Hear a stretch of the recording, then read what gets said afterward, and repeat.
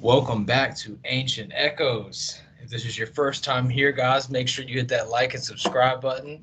My name is Bronson. I'm accompanied, as always, by my older brother, Austin. And tonight we are going to be doing part two of our Genesis 6 Bible commentary. And let me tell you, this is going to be a good one. We've put a lot of work and time into this together to orchestrate a nice, cohesive, fluent teaching.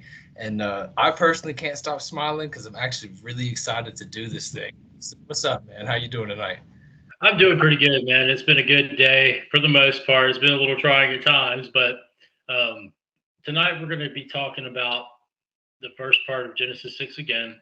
Next week we're going to get into the full flood story, which would be the end of Genesis 6 and Genesis 7, and kind of do a little bit of Noah's flood. But this week we're going to really go in depth with giants pre-flood and post-flood, where they come from, what they are now, and just give a complete breakdown of the giants, a little bit of the teachings of the Watchers and why they were corrupt and why it was such a bad thing, and show all these little connections between the Bible and these extra biblical texts, just to give a good full encompassing understanding of the Watchers, the Giants, who they were, who they became, and just go ahead and just really get into the meat of this.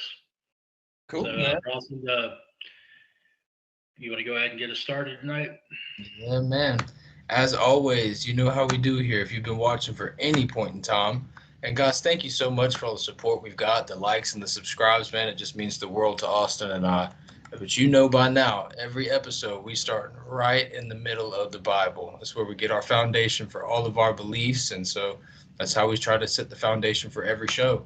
So we're going to go a little bit backwards in Genesis here, and we're still in chapter 6. And in verse 4, it reads, there were giants in the earth in those days, and also after that, when the sons of God came in unto the daughters of men, and they bare children to them. The same became mighty men which were of old, men of renown. Yes, sir. You know you love it. Yep. Oh, big verse there, man. This is something like we were talking about last week. If you didn't check out part one, you might want to do that. This is we don't want to repeat everything, so but we talked about it last week how this really sets the tone for so much in the Bible, man. It sets it up for Caleb and Joshua going into the Exodus and all that. Without the Yeah. proper understanding of this verse, man, a lot of the Bible doesn't make sense. And because it doesn't make sense, we have to come to conclusions that just aren't right. One of the conclusions we see most often is that God is a genocidal, war hungry maniac. And we really broke that down last week and debunked that theory. So check out part one if you haven't. Yeah. Also tonight we'll be getting into some of those people that they were fighting against, and uncovering why we say what we say and why they were fighting these people, and why God tells the Israelites, certain tribes, to wipe out the women, wipe out the children, wipe out the animals, wipe out everything. And it sounds crazy, but once you unpack who these people are, it makes perfect sense, especially with the complete story we're going to lay out tonight. Now, there is a certain character in the Bible that has a great deal of relevance to the story. Bronson, could we go to that verse in Leviticus? And now let's check this verse out and check out the definitions in this verse, and let's see what we can find here. Yeah, for sure. So we're in Leviticus chapter 16, verse 8. We're going to read down until verse 10 if you're following along. And Aaron shall cast lots upon the two goats, one lot for the Lord, and the other lot for the scapegoat. And Aaron shall bring the goat upon which the Lord's lot fell, and offer him for a sin offering. But the goat on which the lot fell to be the scapegoat shall be presented alive before the Lord, to make atonement with him, and let him go for a scapegoat into the wilderness. If you're unfamiliar with Leviticus and some of these Old Testament books, they're often overlooked. And this is, the Day of Atonement. This happened once a year where the high priest alone went into this area and he performed this, for lack of a better term, ritual right here where you have two goats. One is left alive and sent out into the wilderness, and the other one is offered for a sin offering, and it's for the atonement for all the people. You see it here. Shall make an atonement for himself and for his house. and it's only for the high priest to do. Very reflective on what Jesus Christ does. We'll get into that when we get into the book of Hebrews one day. So. Ross, let's pull up that Leviticus 16:10. Let's pull that up and show this definition of scapegoat here. Sure.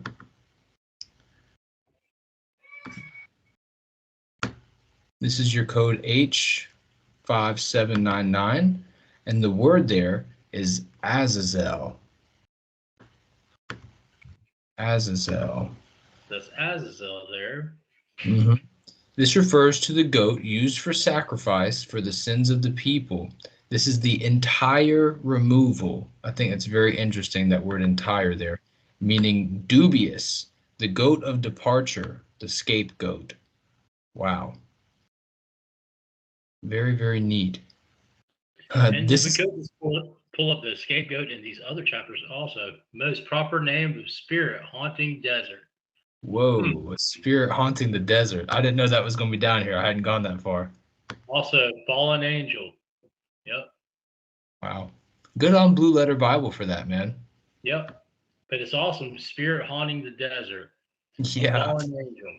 Now, this is going to be important. Now, we're going to let's go ahead and show them in one more verse that the scapegoat there is in one of the later verses that the scapegoat is also Azazel there as well. Sure. You have a verse in mind, or are we just going to go down to? Yeah, right there in let's see, 16:10. It was only one time. Okay, that's fine.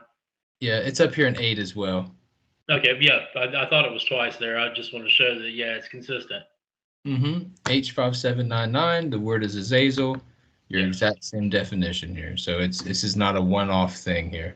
No, and remember that in the desert, and it's a fallen angel. Okay, wow. So from here we're going to go back to the book of Enoch, everyone's favorite, and let's go to Enoch. Well, let's start with 7. We'll do some of these teachings of the Watchers, and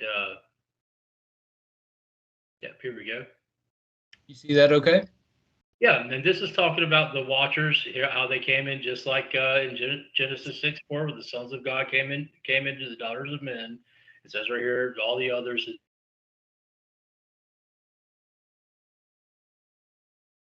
No, internet. No, don't do it, internet. Are you back? Yeah, sorry. Yeah, I froze. You froze. All right, you're back though. All right, sounds good, man. Okay, and it says here, and all the others together took unto themselves wives. So that's the same thing that happens with the sons of God in Genesis 6:4. Bronson, would you like to read the rest of this? Yeah, let's do it. Come on, Lord, keep that internet working. Our internet goofed on our last video, so I've got a little PTSD here. Chapter 7, verse 1. And all the others together with them took unto themselves wives, and each chose for himself one, and they began to go in unto them, and to defile themselves with them. And they taught them charms and enchantments, and the cutting of roots, and made them acquainted with plants. And they became pregnant, and they bare great giants, whose height was 3,000 ells, who consumed all the acquisitions of men. And when men could no longer sustain them, the giants turned against them and devoured mankind. And they began to sin against birds and beasts and reptiles and fish, and to devour one another's flesh and drink the blood. Then the earth laid accusation against the lawless ones. Just real quickly here, does it sound like the teachings of the Watchers was good for mankind? Nah, it sounds like we were being eaten.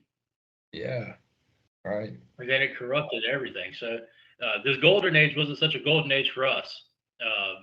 It was a bloody struggle to survive against these monsters. I just want to point that out because so many times this gets romanticized. This was horrible for mankind. All right.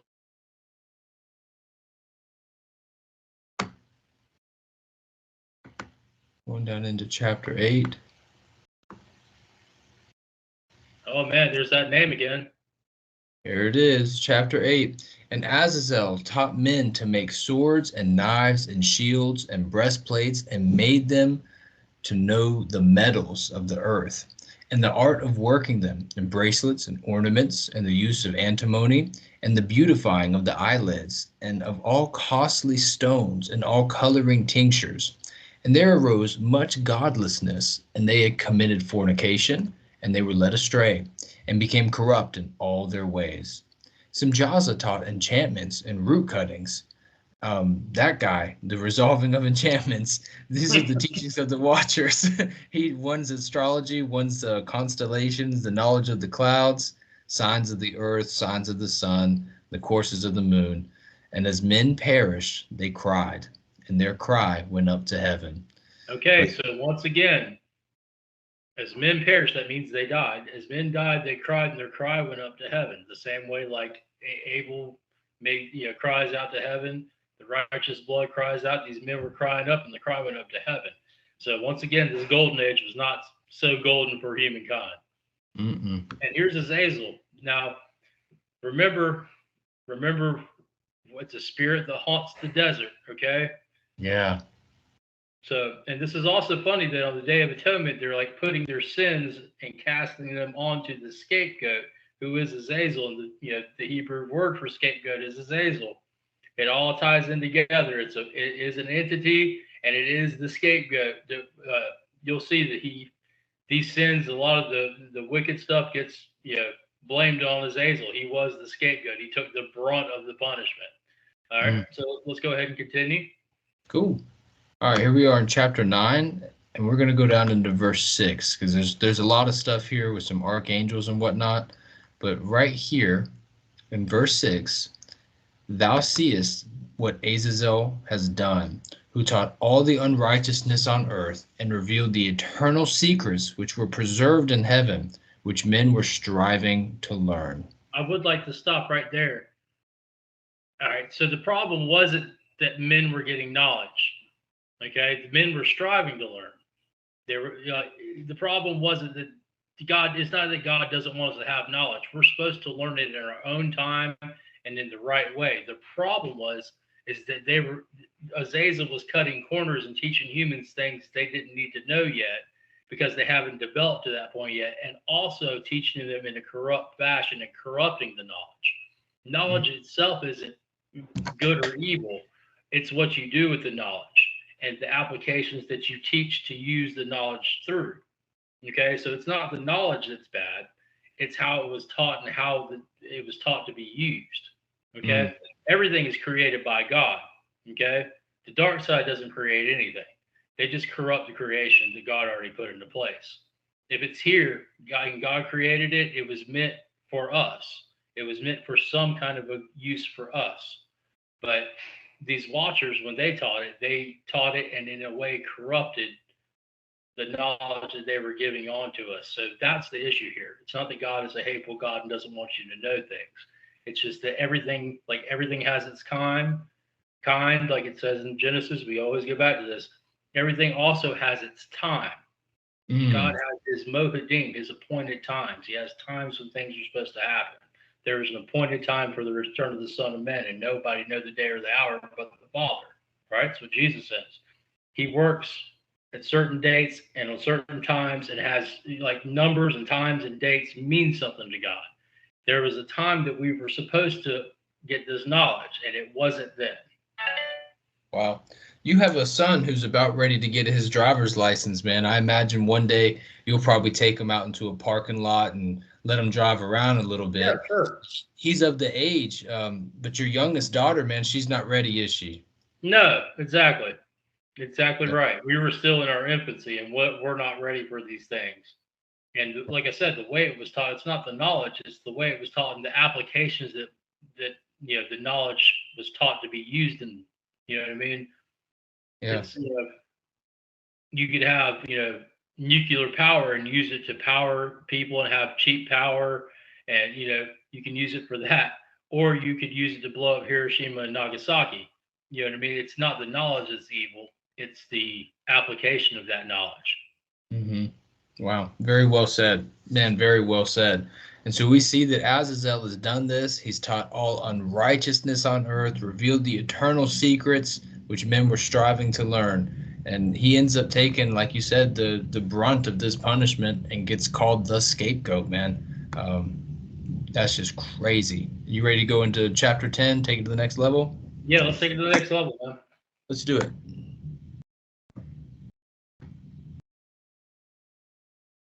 Here we go. So in Leviticus, we saw that Azazel was a goat, a scapegoat who was cast off into the desert.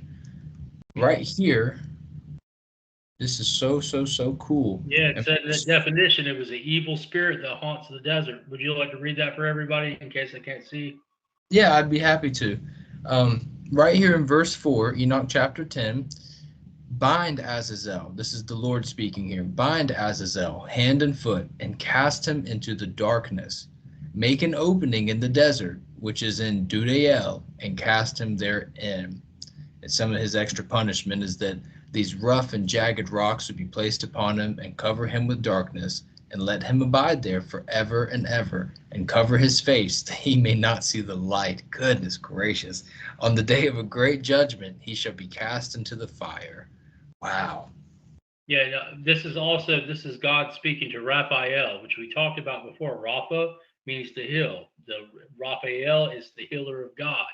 And if you look down here, if you wouldn't mind reading just a little further, after he binds Azazel and casts him, yes, and heal the earth which the angels have corrupted, and proclaim the healing of the earth, that thou may heal the plague, and that all the children of men may not perish through all the secret teachings that the watchers have disclosed and taught their sons. Wow. It says the whole earth had been corrupted by the works that were taught by Azazel. To him ascribe all sin. So there's your scapegoat. Okay? To him is described all sin. Man, ain't that something there, bro? It's amazing how these books work together so hand in hand. It is really strange. You've gone through Enoch way more than I have. I've gone through the audiobook 2 times, probably in the past, I don't know, 7 years or whatever. But since working with you on this YouTube channel here, with Ancient Echoes, I've read more Enoch just reading it than I ever have before. And I'll tell you what, man, I am thoroughly impressed with the first half of this book. I haven't gone through the second half yet, but this is really mind-blowing. All the things that just You want to know something that's cool? Sure, yeah, I'd love to. I don't know how many of you guys have, but Bronson, have you seen that movie, the Clash of the Titans, the Wrath of the Titans? No, I know of it, but I've never seen it. Okay, well, if you're reading this next verse here, this is where the Clash of the Titans is about to happen. Really? Let's Yeah, do it. Let's read it. let's go and just read it until the end of chapter 10. Okay, let's do it. So we're starting in verse 9 here. And to Gabriel said the Lord, proceed against the bastards and the reprobates and against the children of fornication, and destroy the children of fornication and the children of the watchers from amongst men, and cause them to go forth. Send them one against the other, that they may destroy each other in battle. For length of days shall they not have, and no request that they, i.e., their fathers, make of thee shall be granted unto their fathers on their behalf.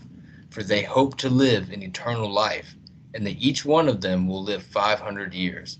And the Lord said unto Michael, go bind Simjaza.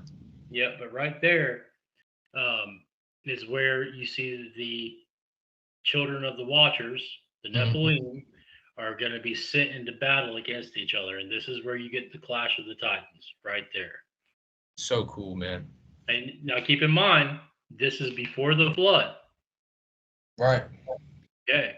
So we've talked about before that the first generation Nephilim was already wiped out before the flood. Okay. All right. So from there, let's see. Let's go and see what happens to these giants. Sure. After these giants slay each other. So what happens to these giants? We're going to go on over to Enoch 15 and let's see exactly what happens with these giants and who they become and how we know them today. Sounds good. I believe we're going to start in verse 7. Oh, no, let's start in 6. Does that sound good? But you were formerly spiritual, living in the eternal life.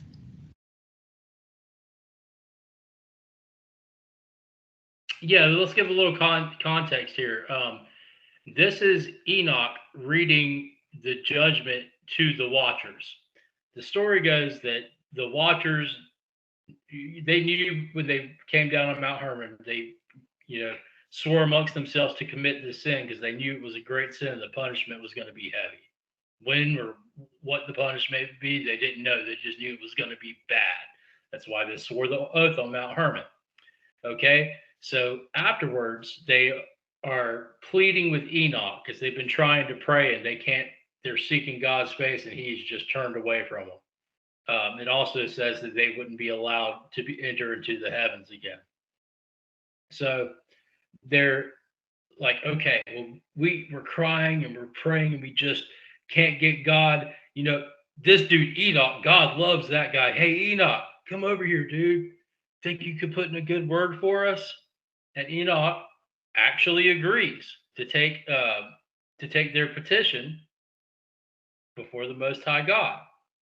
So Enoch does, and this is the answer that he's giving back to the Watchers from God. Beautiful. Excellent. So starting in verse 6 here. But you were formerly spiritual, living the eternal life and immortal for all generations of the world. And therefore I have not appointed wives for you, for as for the spiritual ones of the heaven, in heaven is their dwelling. And now the giants who Hold are on 1 second. sure. A lot of people say, well, it says the angels in heaven don't marry or give in marriage. Right. It just says that same thing here. The ones in heaven that are obeying God's will and didn't create a great sin do not marry and aren't given in marriage.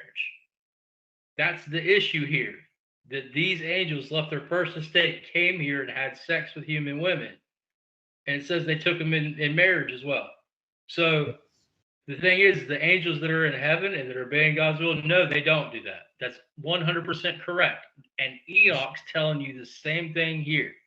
Mm-hmm. The sin was them coming down and mating with women. Okay? If they had just, came down to earth, I don't think that they would, even if they weren't supposed to, they may have had a punishment, but it wouldn't have been as severe as what it was, and it wouldn't have impacted the world the way it did. We've got to go through the teaching of the Watchers and how it corrupted the earth.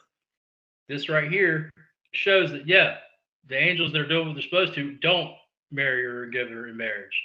These guys were the fallen angels that came down here and left where they were supposed to be to fornicate with women. I just want to point that out because that's been said to us a few times. Yeah, agreed. I would suggest going to the book of Jude, where it says that the fallen angels left their habitation and estate. The estate, when you look at that word, the definition in the Hebrew is just heaven. That was their state and location. Whereas Right. habitation, you look into habitation, that's their actual body. Something changed. They were no longer this, whatever they were before, they weren't after. And I believe, this is speculation now, but I think it makes sense. I believe that whatever change that was in their actual physical nature is what gave them the availability, the option to actually lay with these human women. Again, that's speculation, but I think it makes a lot of sense. So, And we know the angels can shapeshift. yeah. We know that. And you don't have to go to extra biblical sources for that. He talks about you can entertain angels unaware. So they can appear as just normal men. Nice Okay. point.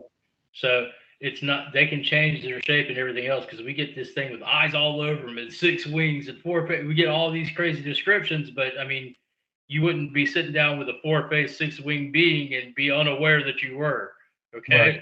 So they can change their form. Very good point. I've never thought about it like that. Very nice. I'm glad I'm sorry to interrupt you, but that right there was just so on point with a lot of people we've been getting feedback on. The angels don't marry or given in marriage. Right. Holy angels in heaven. Right. It's what differentiates the holy angels from the fallen angels. Really, that's the line there. Very nice.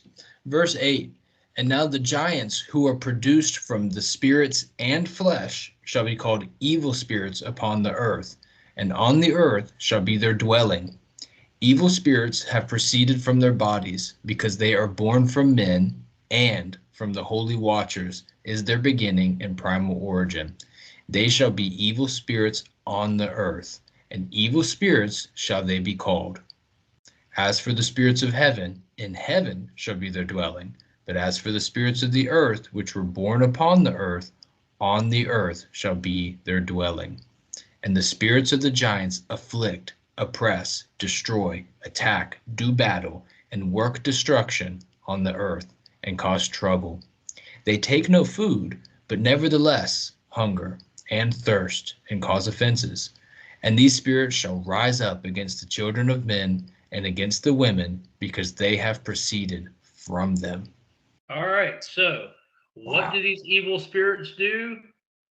Dude, they afflict, oppress, destroy, attack, do battle, work destruction, and cause trouble. All right. So, that sounds like a direct description of a demon. Mm-hmm. This is where your demons come from. When you're dealing with demons, you're dealing with either a spirit of a hybrid or a spirit of a Nephilim. There may be other ones, like we talked about the Eljo earlier. Mm. And if you don't know, I didn't realize this until very recently. The Eljo apparently are, you have the angels mate with women, right? And that creates the Nephilim. That's like a 50-50 hybrid. But the children of the Nephilim, according to the book of Enoch and Jubilees, the children of the Nephilim are called the Eljo, Eljo. And I guess that would be the second, third, fourth generation of these giants that came from the Nephilim. They're still human angel hybrids, but they're a distinct name as opposed to these first generations. I guess you could call the more corrupted bloodline from these fallen angels. It was a direct combination of angels and women. After that, it was Nephilim with women, creating the Eljo, and that's what they were called before the flood. But these spirits right here, and it says the giants, so the spirits of some of these Elja are probably demonic spirits as well. And I strongly believe that the animal human hybrids would also be a demonic spirit on the earth. I mean, Bronson, how many times have you seen exorcist videos? And sometimes it seems like it's almost like a humanoid demon that can talk and everything else. And then sometimes it's just screeching like a wild animal. Right. Have you seen the difference? Yeah, and arching the back like a cat and all that. Yeah. Eyes like fluttering and it's very, very scary. Now, with that being said, that's where demon spirits come from. Do you have any thoughts on that, man? One in particular that I think is very neat. Again, we always go back to this kinds, Kinds, and Yep. I think God does a very, very, I mean, he's very intentional in what he's saying here, that there are spirits in heaven and they dwell in heaven. That's what they do. And I have spirits of the earth and they dwell in earth. That's what they do. But you guys went and blended the two and made a whole new being. And it's almost like he's got to write a new law, a whole new ordinance of, well, we got this new creature. What am I supposed to do with them? Right. Well, I guess they got to stay on earth then. And so it's like he's almost writing out a whole new update for Earth's system, if you will, where, because their bodies are from men and from the holy watchers as their beginning and primal origin, they shall be evil spirits on the earth, and evil spirits shall they be called. And let me remind everybody, guys, if you're following with the videos, this is why we go so in depth on it. It's because we're going to build concept upon concept, precept upon precept, line upon line. This is how you're supposed to do with scripture, okay? So we've talked before about the nefesh, the soul, how God makes a kind after a kind after a kind. And I believe that each kind has a God prescribed nefesh. What you're dealing with here is a creature that does not have a God prescribed nefesh. Now, it also says here that the spirits that are made for heaven are supposed to stay in heaven. The spirits that are made for earth are supposed to stay on earth. Now, I want you to think about this. That does not just pertain to this instance. It also pertains to us. When we've talked about going into Sheol, into the side of Abraham's bosom. We were spirits that were made for earth, not for heaven, for earth. That's why we meet Jesus in the clouds. Okay, we don't meet him in heaven, like in the third heaven, in God, where God's throne is. We don't meet him there. We meet him in the clouds, and the new heaven and new earth after judgment. Okay, now this same thing applies to us. I just want to point that out there because the spirits that are made for earth are made for earth. Okay, it's always a kind after a kind after a kind. Now these spirits don't have a place to go in the afterlife. Okay, they don't have a place to go. So let's go ahead and jump over to Jubilees 10, and let's see the fate of these. And we can read Jubilees 10 from the very top so everybody gets a good idea. Right here, we're going to go to the beginning of Jubilees 10, and this is Noah. This is talking about Noah, and he's praying to God because these spirits of these slain Nephilim, these evil spirits, are just tormenting his grandkids. So, Bronson, if you want to go ahead here, we can see a little bit of their fate. Let's do it. So this section of Jubilees, this website has titled "Unclean Demons Begin to Lead the Sons of Noah Astray." By the way, I'd like to mention that there's no mentions of demons before this. Oh. And in the third week of this Jubilee, the unclean demons began to lead astray the children of the sons of Noah, and to make to err, and to destroy them. And the sons of Noah came to Noah their father, and they told him concerning the demons which were leading astray, and blinding, and slaying his sons. And he prayed before Yahweh, his sovereign ruler, and said, Yahweh of all the spirits of flesh, who have shown mercy unto me, and have saved me and my son from the waters of the flood, and have not caused me to perish, as you did the sons of perdition. For your free unmerited pardon has been great towards me, and great has been your mercy to my soul. Let your free unmerited pardon be lifted up upon my sons, and let not wicked spirits rule over them, lest they should destroy them from the earth. But do you bless me and my sons, that we may increase and multiply and replenish the earth. And you know how your watchers... Hold on 1 second, stop right there, okay? Sure. Let's go over that real quick. So what does he say is happening here? They're giving him a hard time. They were blinding them and slaying his sons and leading them astray. So these demon spirits have the power to afflict you in the physical realm. They can kill you. They can kill you without the blood of Jesus and the protection of God. They can kill you. And they want to kill you. They hate you. Okay? So this is what's going on here. They're being afflicted by these demon spirits, these spirits of the Nephilim, the disembodied spirits of the giants. So I just want to just make sure that it's real clear what's going on here. They're being afflicted by these spirits. All right, go ahead, sir. Sure.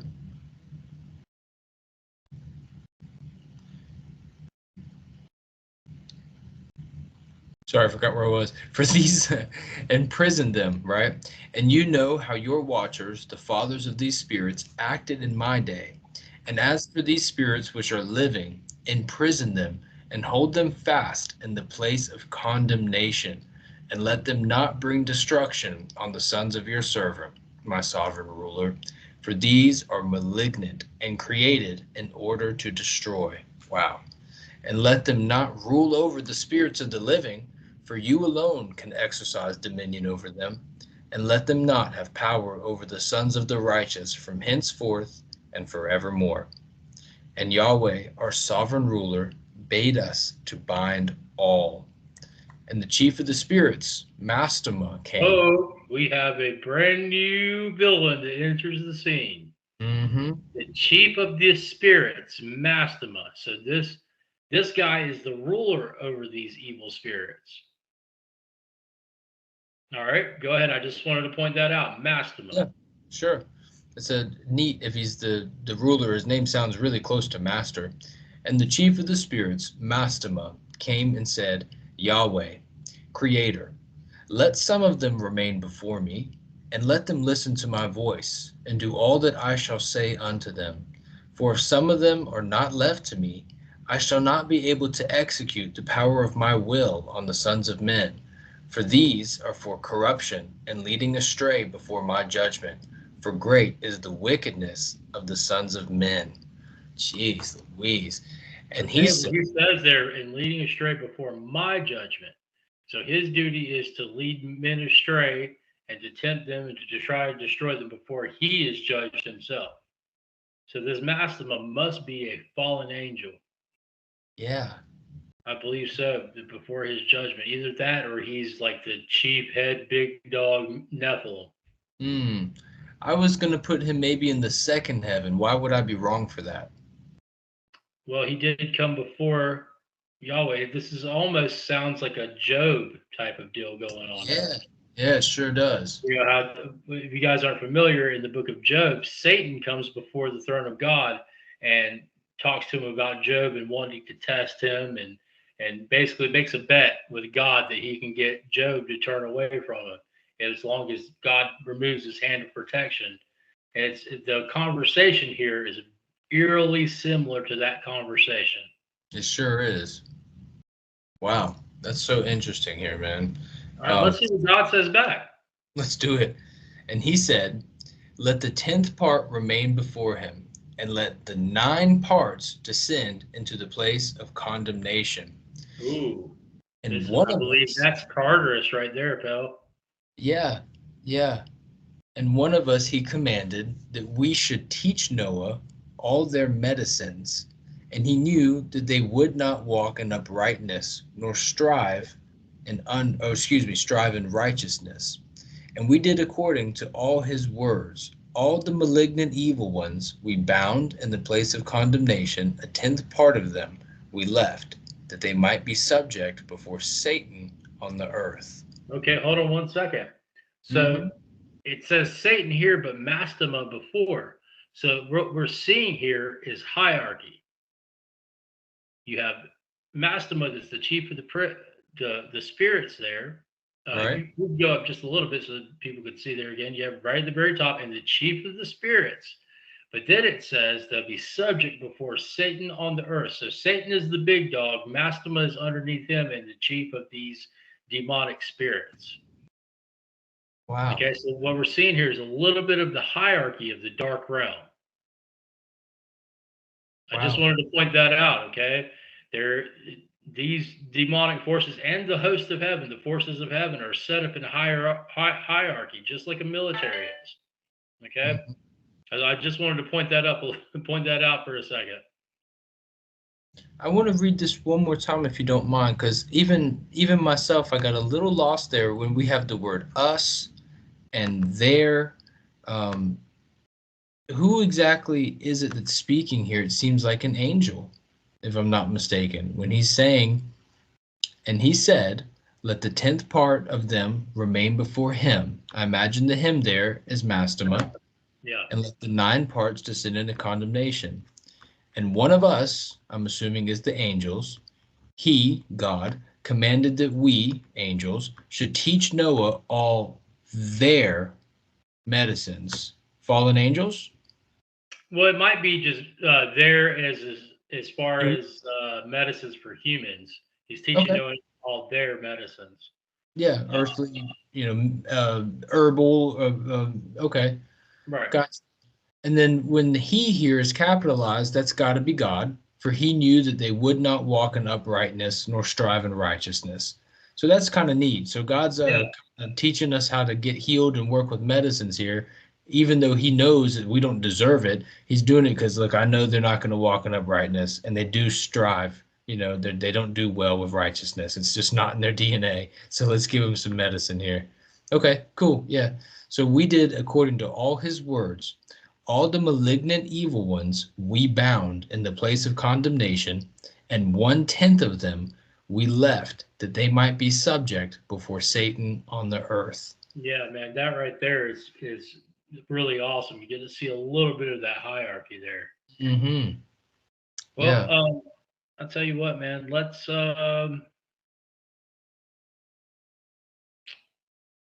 We've talked a little bit about these demon spirits and these teachings of the Watchers. Now, what is interesting is that these teachings don't go away. And also the giants don't go away. Even after the flood of Noah, they don't go away.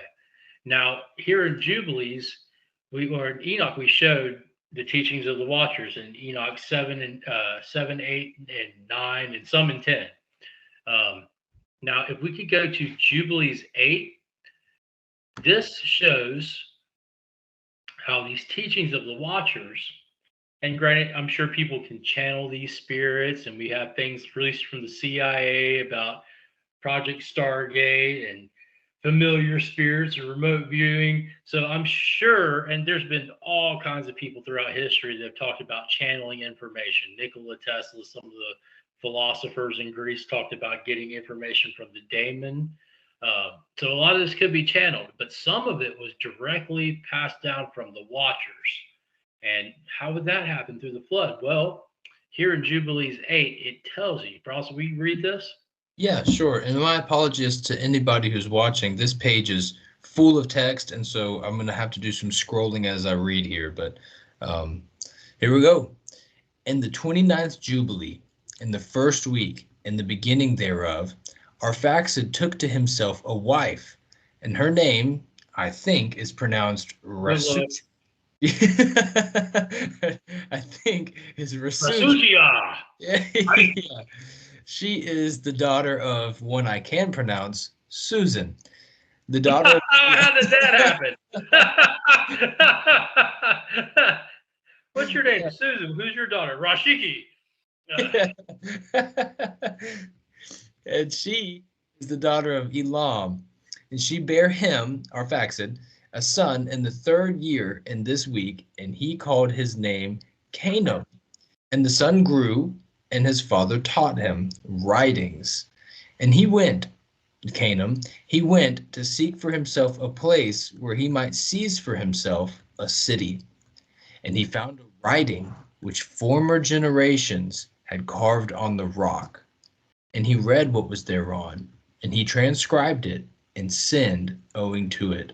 For it contained the teachings of the watchers, in accordance with which they used to observe the omens of the sun and the moon and the stars and all the signs of heaven. And he wrote it down and said nothing regarding it, for he was afraid to speak to Noah about it, lest he should be angry with him on account of it. Yeah, man. All right, so this guy named Canaan, who was the son of Arphaxad, got the transcribed off of this rock the teachings of the watchers, and he didn't tell Noah for obvious reasons. But if you're not picking it up, Noah would have been mad. Oh, dude. Noah probably would have beat this boy to death if he would have found that out, that he was transcribing down the teachings of the watchers to be passed around and to learn. Oh, Noah would have been furious. Do you think this guy was trying to just, what do you think? Do you think he was just somebody who was just obsessed with writings? You know, his father taught him writing. I mean, what do you think he was trying to do here? I know it's speculation, but why would you write that down? I don't know that he taught him writing for any other reason other just to educate his son. I don't know that our fox had, taught him this with the intentions of going out and transcribing something like this and passing her a witness. I don't see that here, and I don't think that's true. But he did do it, apparently. Now, you say, who's this Canaan guy? He's not in the Bible. Well, he's not in the in Genesis 10 or in Chronicles or anything like that. He's not in the genealogies, but he does show up in one place, and that is in the book of Luke, actually in the New Testament. So it stands to reason that the writer of Luke knew Jubilees, and this is where he got this information from. So let's go pull this. This is Luke 3:36. Yes. Now, guys, I did a check on this myself personally. Oh, excuse me. And feel free to double check me now. But I found no place whatsoever in the Bible that Arphaxad had a son named Canaan until we got into the book of Luke. He's always attributed to have a son named Shell or Sheol or something along those lines. Double check me. But there's no place in the Bible other than the Gospel of Luke where this son that he's attributed to have is this name here, Canaan. And what's super duper odd is that this is the bloodline that goes straight to Jesus Christ. That's what's super odd about this. But regardless, in Luke 3:36, which was the son of Canaan, which was the son of Arphaxad, which was the son of Sem, which was the son of Noah, which was the son of Lamech, and then Methuselah, Enoch, Jared, Maliel, Canaan, Enos, Seth, Adam, and he was the son of God. This is the direct bloodline going straight all the way up here to Jesus. Now, it's in this verse, it says Canaan instead of Canaan. Can we pull up that definition there and let's look at what it says there about Canaan? Yeah. Now, Canaan that you hear about, the Canaanites in the Old Testament, this is not the same. No, okay? There's another Canaan down here in 37, not the same guy. Yes. That Canaan was from the line of Ham. Okay, he was a Hamite. He was the son of Ham. So yeah, let's pull this up right here. Yeah, Canaan. You can see it right there. Check it out. That's him. Check it out. You don't see that in the genealogies in Genesis or Chronicles, but you see it right there in the New Testament in Luke. Son of Arphaxad, an ancestor of Christ. Oh, I don't know what I just did. Let me close that down. But yeah. Very distant ancestor. But according to Jubilees, that this guy came up and wrote down these teachings of the Watchers, and I have a suspicion that that's why he was left out of the genealogies in Genesis. Oh, nice. For doing that, because he sinned according to it. So where does Luke get this from, man? Got to be from Jubilees, man. I don't see it anywhere else. Gotta be. Now, like I've said before, Jubilees was reckoned by, and still is by a lot of people, to be Torah, like written by Moses, and should be like included in one of the first 5 books of the Bible. It should be like the 6th book of Torah. A lot of people think that, man. But yeah, we see that Canaan right there. And so we see right there that the teachings of the Watchers survive past the flood. And some of those teachings that Canaan wrote down might be the foundation of a lot of the mystery schools. And finding that writing on that stone, that may be your Jachin and Boaz allegories that come out of Freemasonry, is finding those pillars with knowledge. And that's a lot of modern connections you can make to this one event right there. So we see the teachings of the Watchers coming over after the flood. Now, let's talk about the giants after the flood. Now, Bronson, we've talked about this a little more, and I didn't ask you to pull this verse up, so forgive us, guys. It might take just a second. But yeah.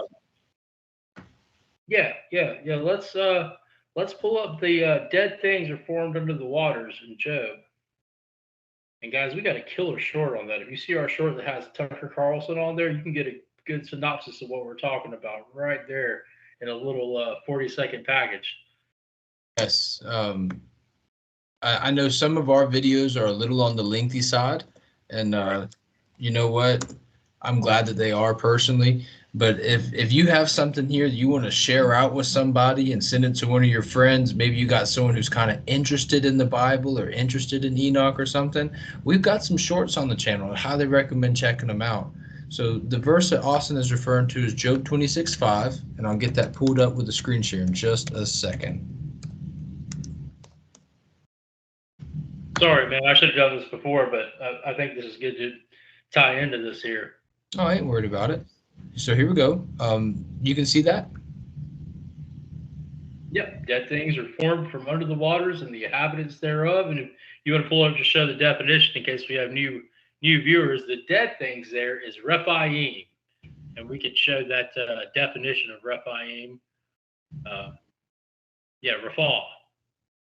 And the definition down at the bottom is ghost of the dead, shades, spirits. Now, what did we just learn in Enoch? Yeah. Well, who are these ghosts of the dead, these shades, these spirits, these evil spirits? Who are these, Bronson? These are the disembodied spirits of the giants. That's correct. So what we just learned here, and this is what these Rephaim were telling you. So what's saying is that these disembodied spirits of these Nephilim, these giants, are formed under the water and the inhabitants thereof. So it seems like these Rephaim come back in this way. There's other sources that say, oh, there was giants that held on to the ark and all this type of stuff. I can't say for sure. What I can say is that the Bible says Rephaim are formed under the waters and the inhabitants thereof. So we can say that the Rephaim came back somehow under the waters like this. Now, there are several different types of giants. And I think tonight, since we're doing our giants and we're going to wrap up kind of our Nephilim series, we've been here for a few weeks now talking about giants and Enoch and all this. And so before we move into Noah's flood, we wanted to give a good, full-bodied explanation on giants, demon spirits, these fallen angels, Azazel. So we want to go ahead and break down some of these tribes for you. And it seems like they're two categories, okay? It seems like after the flood, you have Rephaim and you have Anakim, okay? Which I have a feeling the Rephaim are like the spirits of the Nephilim that inhabited a new body in some way. I don't know how, and it seems like it happened under the water. I don't know how. I don't know that there's anything that shows this, okay? But this is the only verse I can get to say, hey, the Rephaim were formed under the water. So if they're formed there, that must be where they come from. Now, am I right in assuming that, Bronson? Yeah, I just got a really weird idea, and it might sound silly. So if I'm going to La La Land, pull me back. My brain went straight to, when you look in the ocean or in a lake or in a river, you have fish and all sorts of sea creatures that stay underwater for the most part, and then you have something like amphibians who can hang out in the water.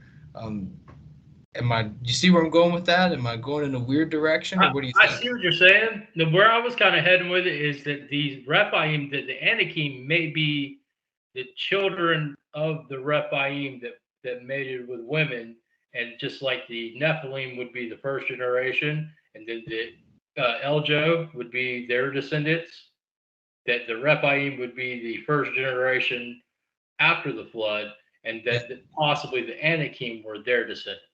I don't know that for a fact, but I'm just trying to maybe tie these two events together because it seems like we're dealing with the same, at least spiritual entities. So it would reckon to me that the ones that were formed under the water would probably be a little bit different than them that was mating with women. It would, the actual Rephaim would probably be a little bit bigger, and then slowly after the Rephaim mated with women, created the Anakim, they would mate, and if they weren't mating with each other and mating with humans, they would slowly get smaller. And that would just then that's thus thinketh Austin, not thus saith the Lord. That part I don't know, but it does seem that the Rephaim and the Anakim are distinguished from one another. Okay, no, I love that. That's actually really, really cool. Now, again, I may be taking this in a different direction than what you are, but I'm thinking of Dagon and Leviathan, just creatures that we know are predominantly water. Do you think it's safe to assume that? And now we're in Thus Thinketh Bronson.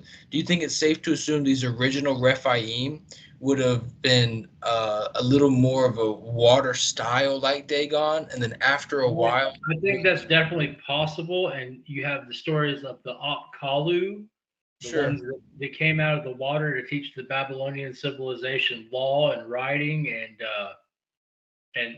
that type of thing. Yeah, these half human, half fish deities, and some say Dagon's not really one of these, and some say he's definitely one of these. Take it or leave it, however you want. But this Apkallu is the ones that come out of the water and teach civilization after the flood, and teach these teach the teachings of the Watchers and hidden knowledge and mathematics and lots of other things. Like you'll hear even secular historians and people, it's like, man, it's like civilization just popped up out of nowhere. Like all of a sudden, hunter-gatherers are building these huge buildings out of nowhere. Well, nothing just happens out of nowhere, and you don't have a civilization go from hunter-gatherers to building big megaliths all of a sudden. That just doesn't happen. It doesn't have. It's a slow process if we're learning it. If you see something change abruptly, there is intervention. Okay. And according to their stories, these Apkallu taught them these things, that they were uh, more like amphibious fish beings and things like that. So Yeah. yeah, you're right. You're right on line. Yeah. Very cool. Very cool. That's fun, man. I like the moments in our show that are very personal like this, where we kind of go back and forth. I Yeah, know I it's mean, not planned, but I don't know that these Apkallu wouldn't have been something that survived Noah's flood, and were that's what I would assume. Mhm. Uh, it says specifically in the flood story, and we'll get there next week, that only things that breathed air on the land died. It says that specifically. Yeah. Okay. Usually, when the Bible gives a caveat, that's for a reason. Like when we talked about the angels in heaven don't marry or given in marriage. Well, when they're saying that, they wouldn't say the angels in heaven; they just say angels. Period. Okay. That caveat is there. That descriptor is there to tell you that, hey, if the angels are in heaven and serving their purpose, they don't do this. Mm. Okay. If no angels did that at all, they wouldn't have to say in heaven. Get what I'm saying? Absolutely. Yeah. No, nails to head. Now, yeah, when you see descriptors like that, or things are made specific or specifics, it's for a reason. So when it says that the things that breathe the air all died, so everything that was breathing air died. Yeah. Okay, so there something underwater didn't. I mean, there were no fish on the ark. Right. Ooh. Why would they need to go in the ark? There's water everywhere. Yeah. You've got a great point on that. Great point on that. Wow. Very cool, man. Very cool. Well, I'm glad you broke that down, man, because I'm some of the things that we brought forth tonight. I'm not saying it's not out there, but I've personally never heard anybody else bring up. I've never heard the Eljo before. Before we planned for the show, I'd never heard anybody bring up the Luke chapter 3, where Canaan is given. So this is so far, man. This has been, at least in my experience of the walk, groundbreaking. And I've been looking into some of this stuff for, dude, a long time. So, And um, I would like to show this to somebody else, and maybe this will spark somebody with an idea. And if you have something connecting these things, let us know in the comments. Definitely let us know in the comments, because we're very interested. Um, it seems to be that there's two places that we keep finding these creatures. When we did our cryptid one, and when we did these other ones, we keep finding them in the water and in the desert. In the water and in the desert. Azazel is cast into the desert, which is called Dudiel, with sharp rocks put on him and cover his face so he can't see the light. When we looked at the scapegoat in Leviticus, it talked about it in the descriptor down at the bottom, an evil spirit that haunts the desert. We talked about how Lilith and the satyrs were in the deserts and in Ethiopia and in the dry places, which is a desert. We talked about the Leviathan being in water, the dead things that are formed in the water. We mentioned a little bit about the Apkallu. Uh, so it's water in under the water and in the desert. It seems to be the two places where these evil spirits are. Now, if you have anything interesting on the desert relating to this, or underwater related to this, please share it with us. Please let us know in the comments. And next episode, we'll definitely shout it out. You know what I mean? If we find anything cool, so let us know. yeah, for sure. Wow. That's super duper cool, man. So Well, you let's get had, into some. Oh, I'm sorry. Go ahead. no, I was going the same route, man. Take it away. Yeah, man. Well, we're gonna go ahead and get into some of these tribes of giants and these Anakim and the Rephaim, and let's get into some of these tribes. Now, there's some tribes that are mentioned in the Bible people consider to be Nephilim or Rephaim tribes that it may be that they were like giants, or it may be that giants ruled over and dominated their kingships. Okay, because we do have some like is it the Amalekites, that the Amalekites would have a giant ruler over them, but it seems to be that they were just humans, but corrupted humans. But we did find something really cool about Amalekites. Would you like to pull that up, sir? Yeah, yeah. We'll Now, go. we are not big fans of rabbinic sources, No. but this would kind of tie in to a story about Saul we'll get to in later commentaries. But we thought this was just really cool to throw out there. And Bronson, if you want to give it a little more context, and then show them what this guy Rashi says. He's a rabbinic commentator. They love their commentaries in rabbinic Judaism. Yeah, they sure do. And this scroller is just confusing. So we're going to do this on blue letter first because I'm going to end up making a mess over here. In 1 Samuel chapter 15, to give you a brief synopsis of what's going on here, in the previous chapters, Saul has been commanded to go out and to smite Amalek, to destroy everything that's going on over there. This is a region. This is an area full of peoples. And Saul is, like I said, told to go over there and destroy everything with their king, Mr. Agag himself, Agag, and so he doesn't do that. He wins his battle. He does what he needs to do. He kills all the people, but he brings Agag back alive, the king, and he spares some of the oxen and the sheep. And so Samuel, our prophet, is going to meet Saul. And so Samuel comes up to him and he lets him know how he feels about this. And here we go. 1 Samuel 15, verse 1. Samuel said also unto Saul, The Lord sent me to anoint thee to be king over his people, over Israel. Now therefore, hearken thou unto the voice of the words of the Lord. Thus saith the Lord of hosts, I remember that which Amalek did to Israel, how he laid wait for him in the way when he came up from Egypt. Now go and smite Amalek and utterly destroy all that they have and spare them not, but slay both man and woman, infant and suckling, ox and sheep, camel and ass. Saul gathers together the people and numbered them in Talem, 200,000 footmen and 10,000 men of Judah. And Saul came to the city of Amalek and laid wait in the valley. That's so neat because they laid wait against Israel first.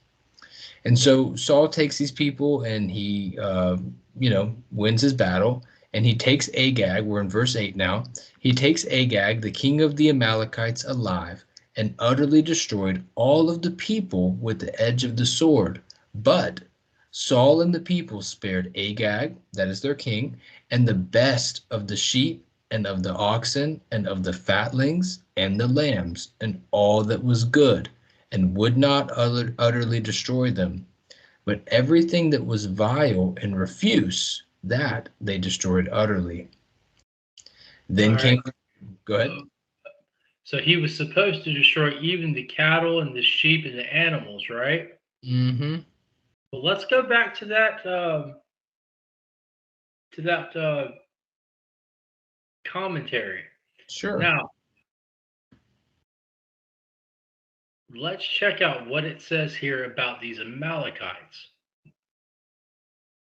And it'll be over in your right-hand side where it says Rashi. Oh, I've changed chapters. Excuse me. Let me go up to 15 here. If I go down on the scroller, this thing was confusing for me, and I now see what's going on here. You're still on 14, I believe, sir. Yeah, I'm going to try and scroll down and see if that changes that. There we go. Now we're in 15. I didn't know that this was going to roll quite like that. No, he was supposed to destroy these cattle and the sheep.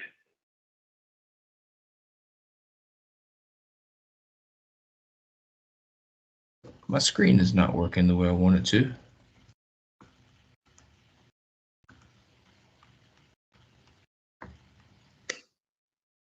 Just bear with us for just a little bit, guys. It's I got it. We're rolling. We're rolling. Here we go. We're just rolling very slowly. Sorry, guys. This is not a website I'm familiar with, and these chapters are on a vertical base. So if I scroll too far down, I don't stay in the same chapter. But here we go. awful. Yeah, I didn't know that. So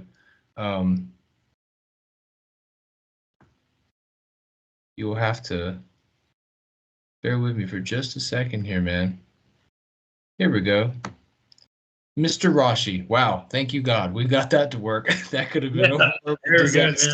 So, remember, we were reading how he's supposed to destroy the sheep and the cattle and everything. It seems like that they stopped on the animals there for a minute and just kind of ripped on it for a second about how he's supposed to destroy them. Now, can we zoom in just a tick, just so everybody can see what that says? It says Yeah. oxen and sheep. They were sorcerers, and they would change themselves to appear as animals. Wow. So that's just a little throw in there that I thought was very interesting with that story about Saul and Agag. And Bronson put it together and me. He's like, dude, that's it. That's it. You know, that makes all the sense in the world. Right. So it's a rabbinical source and a rabbinical commentary. And most of the time, as soon as I hear that, I throw it right in the dumpster. But that kind Yeah. of made a little sense to me when we were talking about that. I don't know what his source is on that, but I thought that was very interesting when we start talking about these tribes to talk about possible shape shifting capabilities. Yeah, that might not mean much to you if you're unfamiliar with the story. So let me read to you 1 Samuel 15:14, okay? Samuel comes to Saul and he's not happy with him. And the very first thing he says, first words out of Samuel's mouth, no hi, no hello. He says, "What meaneth this bleating of the sheep in my ears and the lowing of the oxen which I hear?" And long story short, what ends up happening here in this very moment is Samuel begins to walk away from Saul. And he's telling him, I'm going to go make another king, which is David.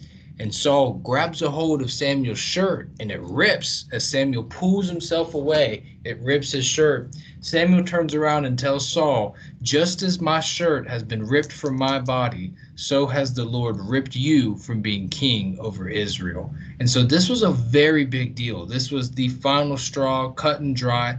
This is the last time that Saul ever spoke to Samuel again before he died, is this moment. So if you're thinking, oh, well, it's just somebody who's saying something about, people shape shifting into animals and stuff. Yeah, they're, like Austin said, we don't put a whole lot of weight into some of the Jewish commentary either. But there's something about him not killing these animals that was very, very important. So important that it was ripped away from the kingship. And so I'll just leave that there. But that's very interesting, Austin. I'm glad you found that, man. Yeah, that's something really odd we found on the Amalekites. And I have heard people say that the Amalekites were a hybrid tribe. Um, there's definitely something going on with the Amalekites. Yeah. Um, Amalek. I mean, there's a lot that's going on there.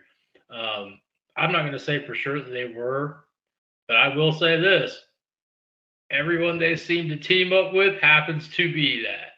They team up. They team up with the Rephites and the Anakim a lot. All And I right. mean they come out of Esau and who it's Eliphaz, right? Eliphaz, and he was married to Timnah, which was a Horite, and they were known to have giants in their bloodline. Um, and Timnah's bloodline is a little bit crazy too. Dude, you get into it, there's something there. They weren't, as they say down here, they weren't quite right.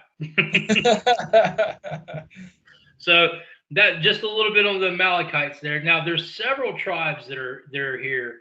Um, let's go to one that's a very ancient tribe. Sure. Let's do the Zamzumim. Excellent. Now, I'm going to ask you how to spell Zam. Zummin or I am. Zamzumim. And we say it every week. I am is plural.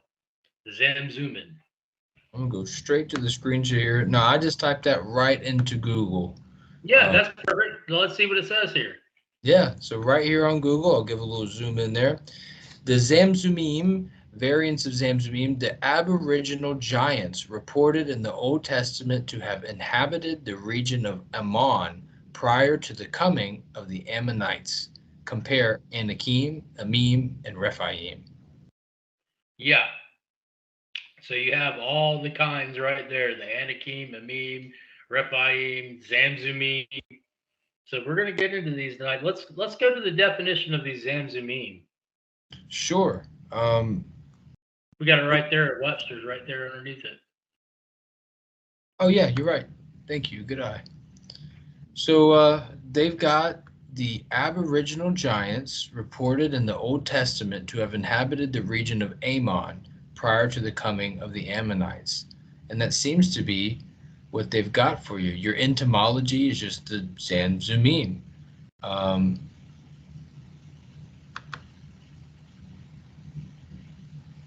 Yeah, that seems to be all that they have to offer on that. Which, Well, I mean, let's see if we can find it. If you want to copy and paste Zamzumim, just so you don't have to type it again, we can. Let's look it up in Blue Letter, man. See if we can find anything cool on 'em. Now, guys, we didn't. We set up the first part of the show just so we could kind of give a good understanding about the Watchers and what happened to them, and we could jump back in Enoch later and show what happened to Sim Jaza just to get a good idea, because Azazel's punishment was different than the rest of the Watchers. oh, Blue Letter. I'm gonna take this to the sword real quick and see what I can't get. Okay. You know what? Let me try the Emim, because sometimes it And happens. I'm not sure if a beam is different than. Yeah, Blue Letter is so funny about stuff like this, man. Yeah, When you get into anything that's you can search, that's maybe a little controversial. If you search it, it may not come up, and you can type in the exact words. yeah, We've had that happen on a few of our videos here. yeah. I know that for a fact that they're there because I mean, we were reading a bunch of stuff earlier today to get ready. Here we go. Deuteronomy 2:20. I should have remembered that. Deuteronomy 2. We were in there quite a bit. Yeah, Deuteronomy 2 has a whole list of them. Yeah, I should have been on that. All right, here we go. Back that up. Now, let's butcher the spelling of Deuteronomy. They're in 2:12, 2:20.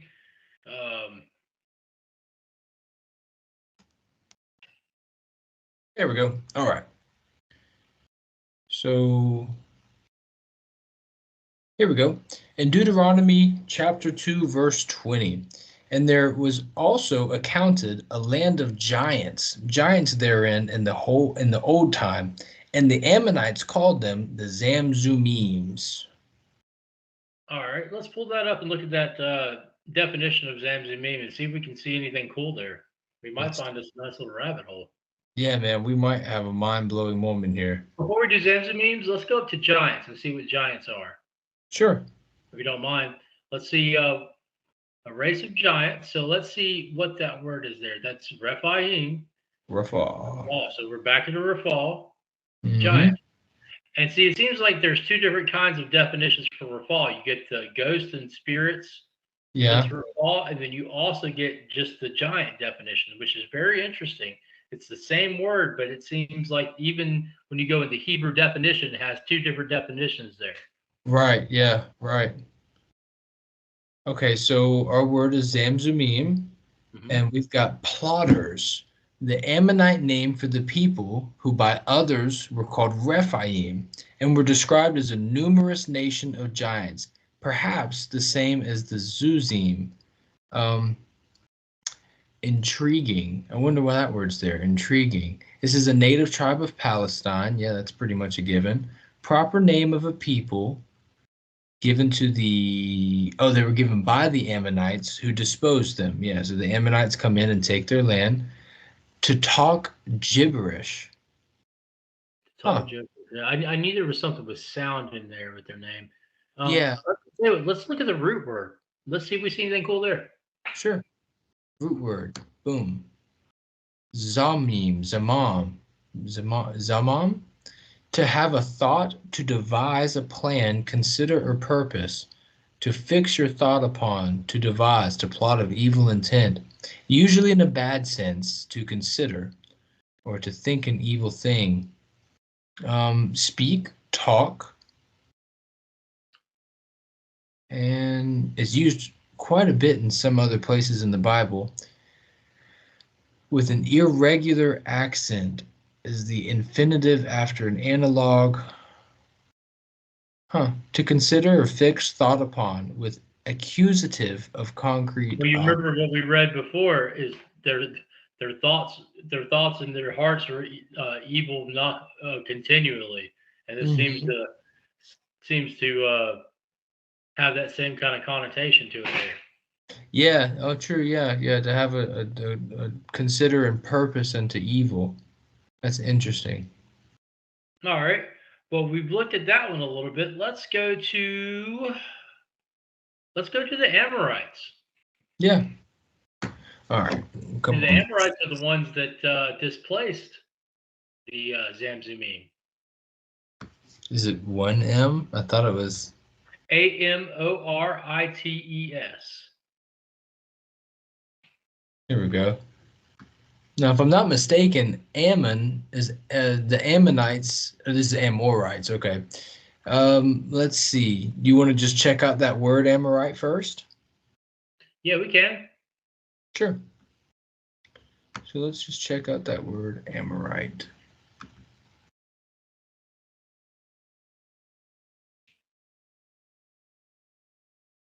Amori. H567. That's an Amori. Probably a patronymic form of an unused name derived from the root word in sense of publicity and prominence. A sayer. Yeah, we had a little bit of gibberish going on, and now we have a sayer. One of the peoples of East Canaan and beyond the Jordan, dispossessed by the Israelite incursion of Egypt. I already read that in the sense of publicity, prominence. Huh. Here we go. Perhaps mountain dwellers. Very dubious mountain dwellers. Always with an article. A chief people dispossessed by the Hebrews. And then, according to the probable conjecture, a mountaineer from the unused elevation and mountain, Amorite, a nation of Canaan and apparently the greatest and most powerful. That's very neat. Let's check out the root word. Yeah, let's check it out. Amar. So we had Amori and Amar. And this means to say or to speak or to utter. So hold on. So one was to think and to consider and had a little bit of gibberish. And now this one is to say and to speak. To boast, to act proudly. Which is a huge, you have Nafal right there as well. Mm-hmm. And to boast and act proudly. Now, that was a major character trait of the Nephilim and the Rephaim. And then when you see the story of Goliath, he was out there boasting proudly. That's something that God hates. That's why God hates pride. A big reason of it was that that's the defining characteristic of these giants. Now let's do a Google search on the Amorites, and I know they had giant kings over them.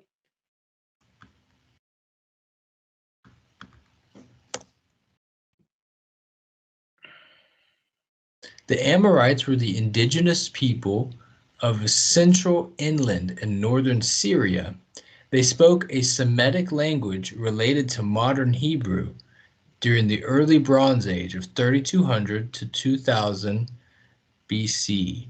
They developed powerful states such as those centered in Ebla, Karshemish, and Aleppo. Now, these guys seem to have a lot of information. This is Khan Academy here, which pretty popular place to get information from. Now, I saw in your search before we went to this, it said Amorite giants. When you typed in Amorite, that was actually what came up. Oh, I didn't even see that. Yeah. Oh. Up there, yeah.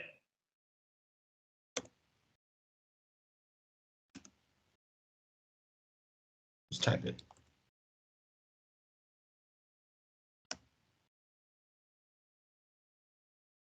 For the Amorite giants. Let's see. Yeah, I should have pressed on that. Let's see what that has to say. The height and strength mentioned in Amos 2:9 has led some Christian scholars, including Orville J., whoever that is, who wrote Nave's Topical Bible, to refer to the Amorites as giants. Now, I'm familiar with this because I actually wrote down that verse while we were getting stuff ready. Let's check that out. Yeah, let's check it out. I believe it says that the Amorites were as tall as cedars. I think you're, yeah, 100% right. We covered the height of these cedars before when we were talking about how Behemoth's tail was likened unto the cedars. Yeah.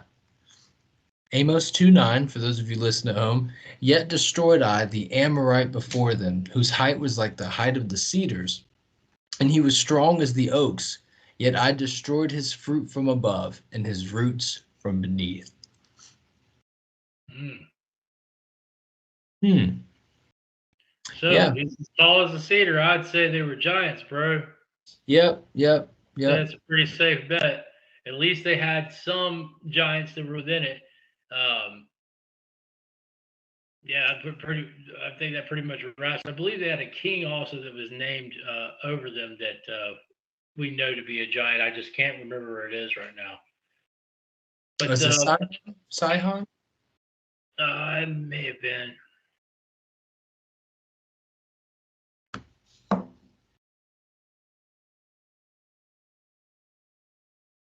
I don't know.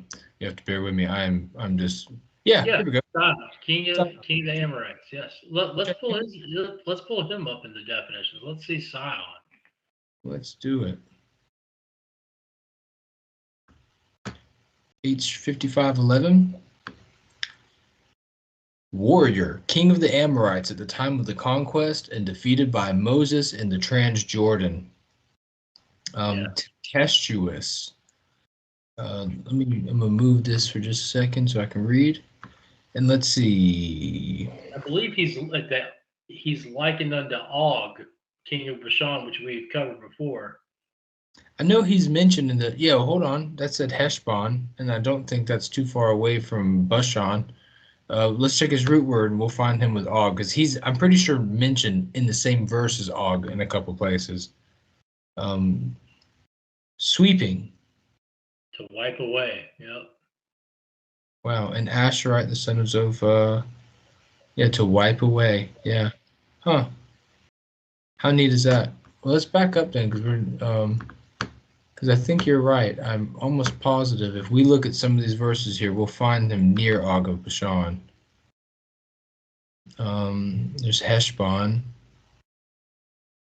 Ar of Moab. And the lords of the high places of Ammon. Now remember, spiritual wickedness in high places. Go up just a little bit to 21:28. Oh, I'm with you. There is a fire gone out of Heshbon, a flame in the city of Sion. It hath consumed Ar of Moab, which was Ar is a region that the Moabites had, as we looked at before, how the Israelites passed by there, and God said not to attack them because he had given, these are the children of Lot, that land of Ar there, okay? And the lords of the high places of Ammon. Now, I wonder if that's people or it's talking about entities of high places. You want to check it out, just see what it says? Yeah.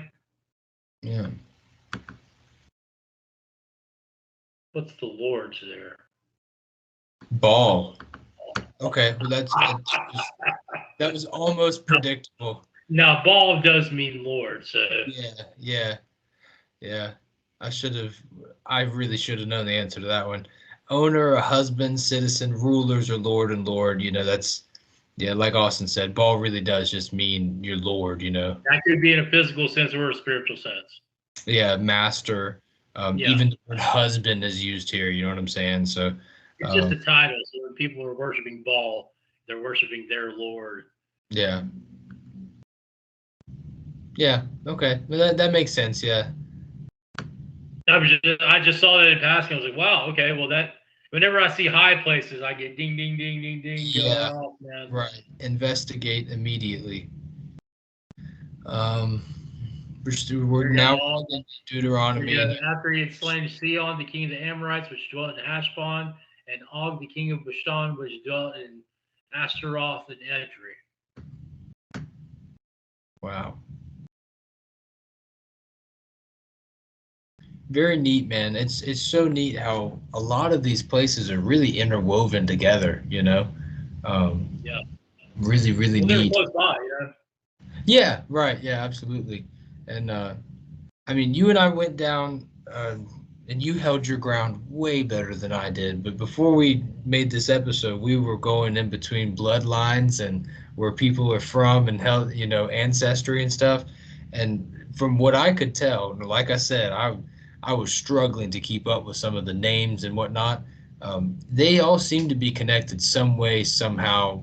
It might be generations past, but it's somewhere along the way there is a line that connects them all, at least from what I can tell. Well, I'll tell you what, man. Let's get into the big one here. Let's get into Anakim. Sure. Now, Yeah. Anakim is a very, very strange one because you have Arba, who is the father of Enoch, and the scouts that went out to scout the land came back and said the sons of Enoch are in the land. Okay, yeah, let's pull this up. And Wow. Arba would be the father of Enoch, but he was also said to be the greatest man of the Anakim. It's almost like Arba named Enoch after the tribe, um, which would leave one to wonder who was the original Enoch. Just Got a just a little side note there. Go ahead, Bronson.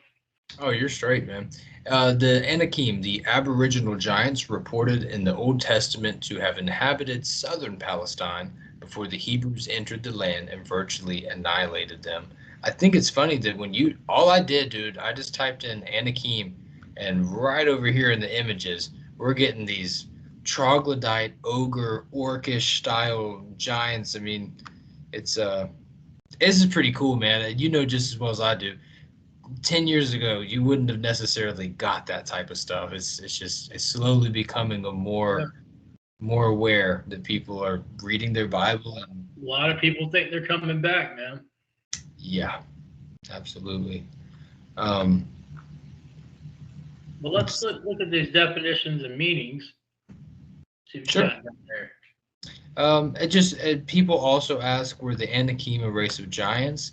And it says that the Nephilim were a spiritual being, human hybrid. In addition to being giants, they were wicked and extremely violent.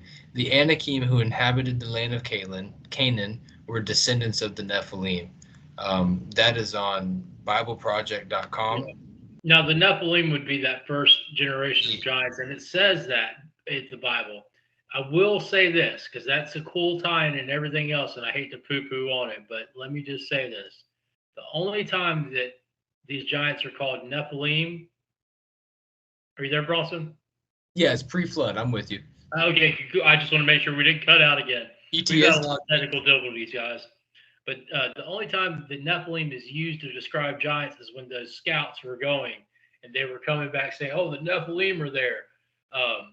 The sons of Enoch, they're of the Nephilim. Now, it could be that they were descendants of the Nephilim and somehow survived the flood.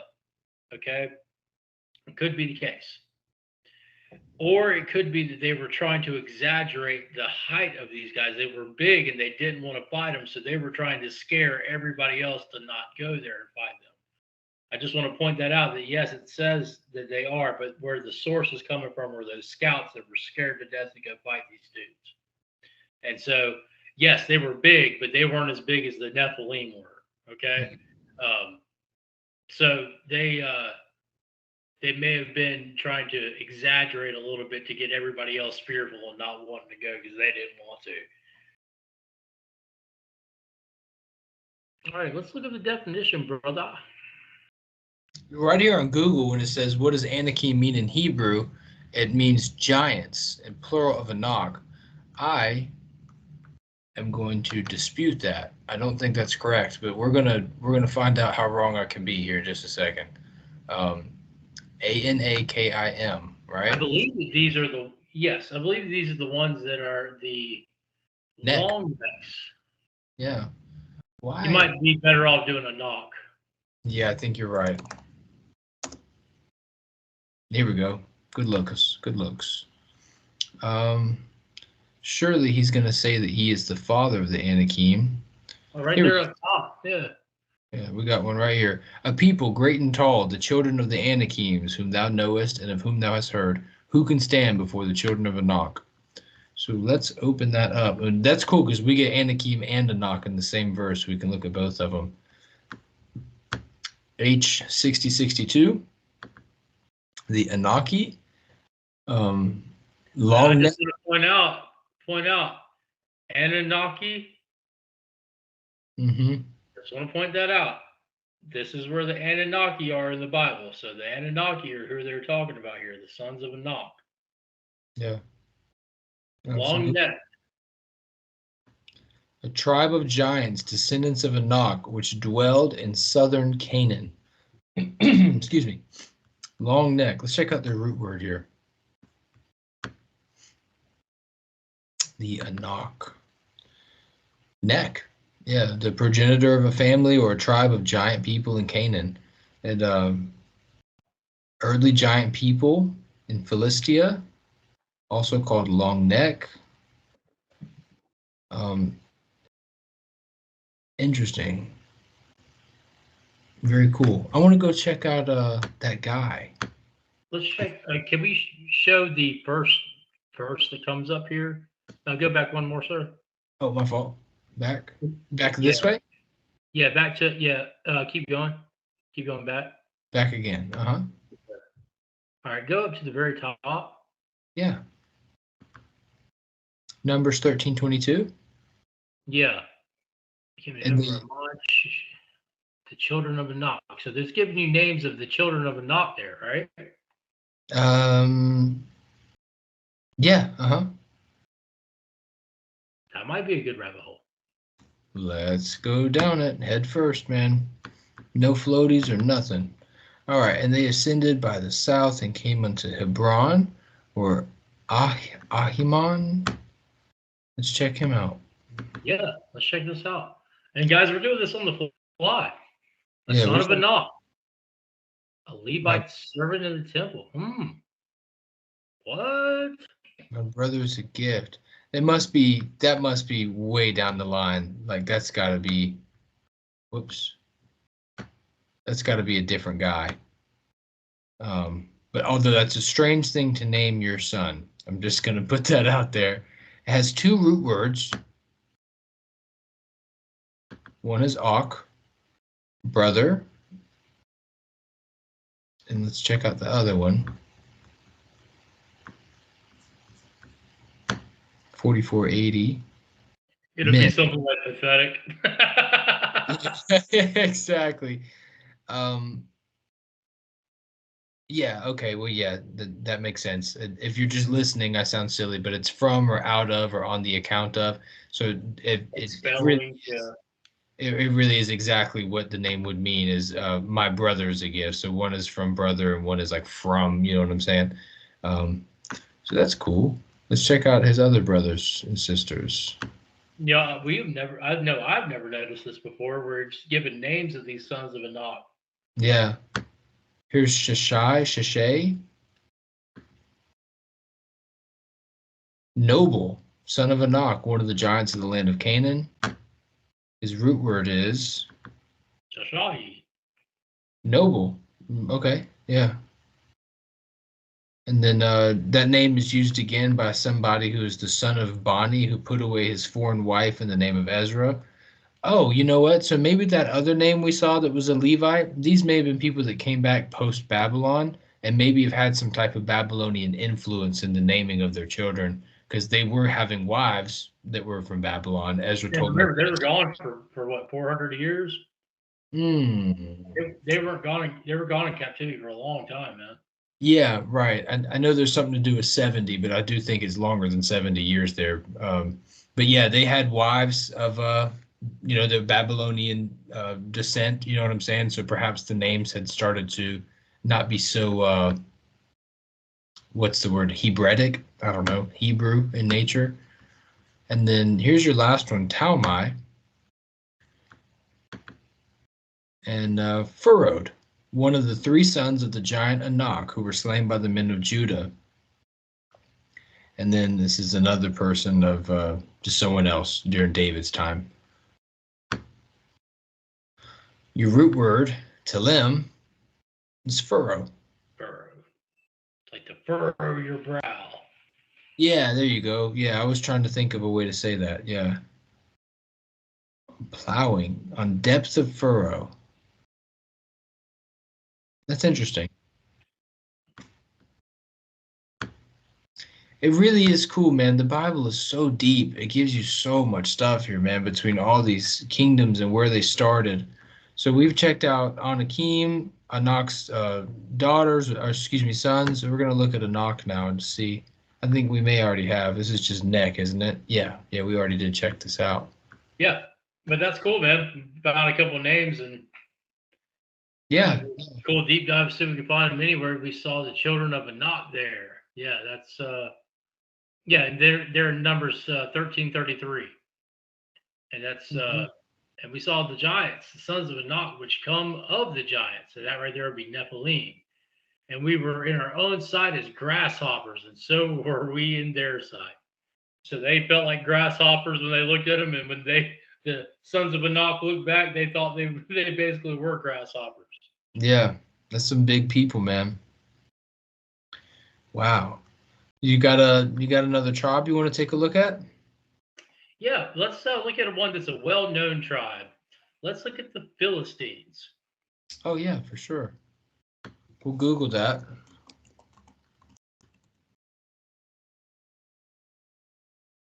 And then I'll tell you what, I don't want to do just Wikipedia. Let's just see what we get straight off of a Google search. An ancient people, I'll try to zoom in on that. Whoa.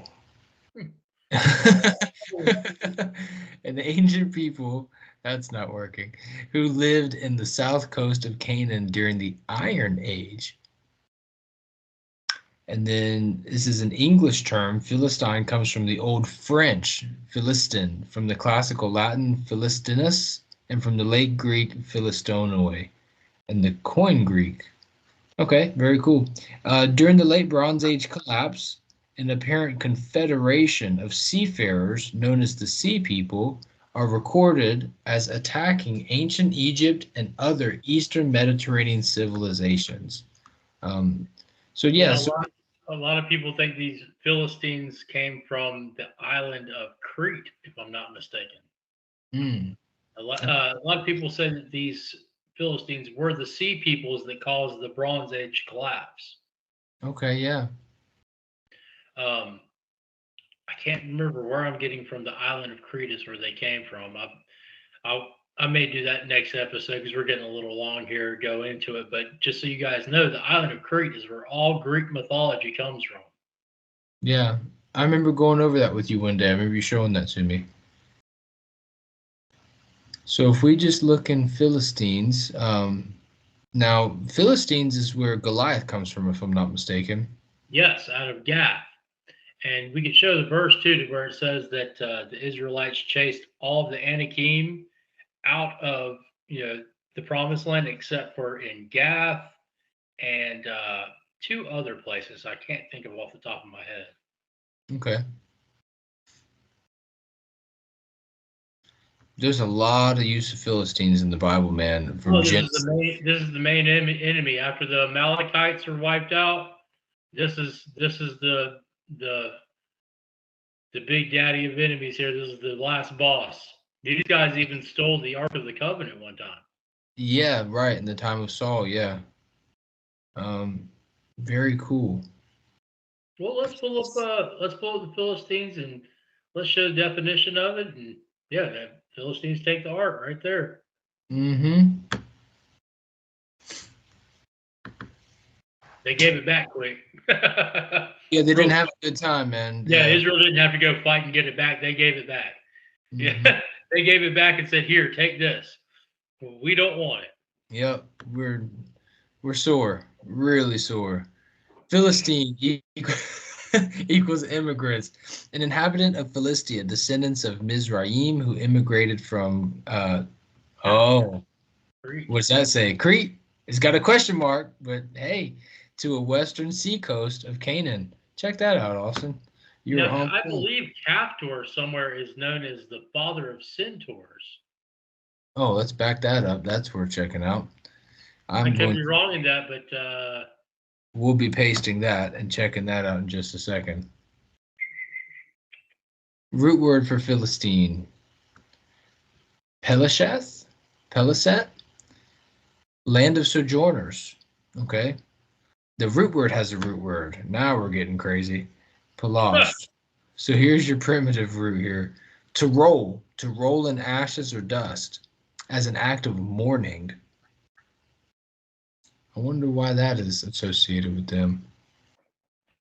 Um, I'm going to go to Google one more time here.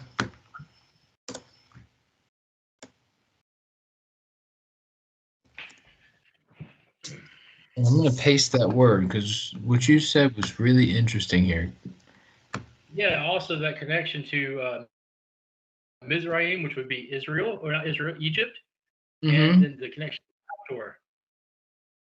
So, according to the Bible, Kaftor is the original homeland of the Philistines. They are reported to have eradicated the Avim prior to settling in Gaza.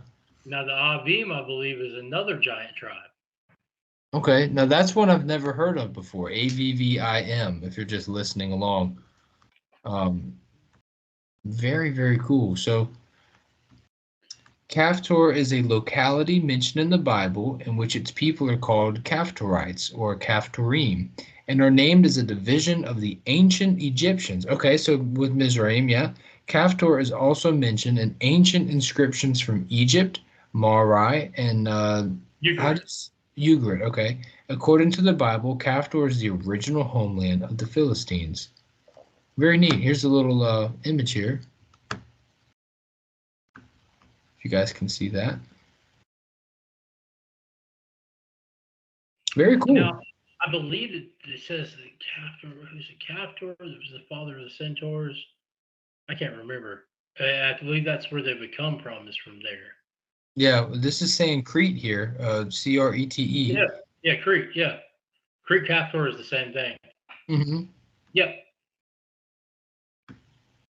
Man, I'm telling you what, there's a lot to this, man. As this is why um, I hate to say irritated or frustrated, but when you start getting in conversations with people, man, about giants and them saying that, oh, it's not in the Bible and that's just, fairy tales and stuff, it's all over the place. A lot of this stuff, man, was just a simple Google search.